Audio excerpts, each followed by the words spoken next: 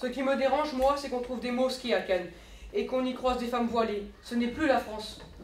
Alors pour vous, la France se résume à une religion et une façon de s'habiller. Vous n'avez pas une très bonne opinion de votre patrie. Religion, harcèlement, raquettes ou encore radicalisation, les collégiens ont choisi d'aborder à leur manière ces différents thèmes à travers 8 petites scénettes de 2 minutes sous les yeux bienveillants de Latifa Ibn Zietem. Pour l'occasion, Samuel, 14 ans, a aussi souhaité s'engager à sa façon à travers une chanson.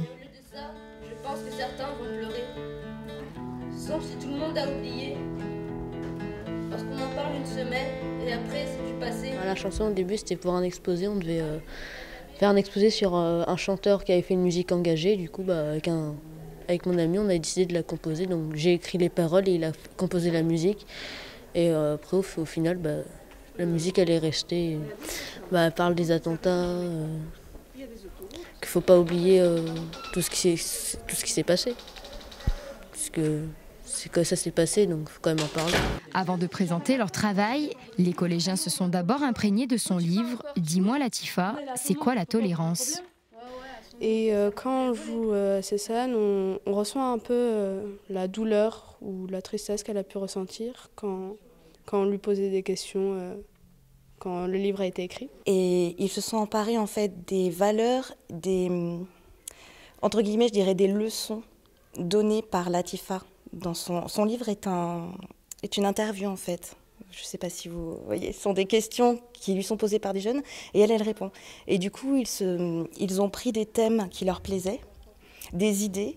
On a débattu à partir de toutes ces idées et ils ont eu des idées de scénarios, de sketch. Ils se sont dit tiens, là ça pourrait être bien de faire une scène à partir de ce que Latifa raconte, faire la même chose mais transposer. Depuis près de 5 ans, cette franco-marocaine fait le tour des établissements scolaires pour venir à la rencontre des jeunes.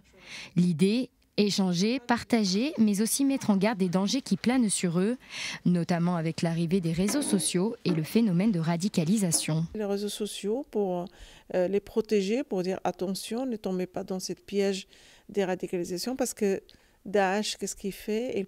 Il profite sur la fragilité, la pauvreté, l'ignorance de l'enfant. Et c'est là on le récupère. On dit, on va tout donner.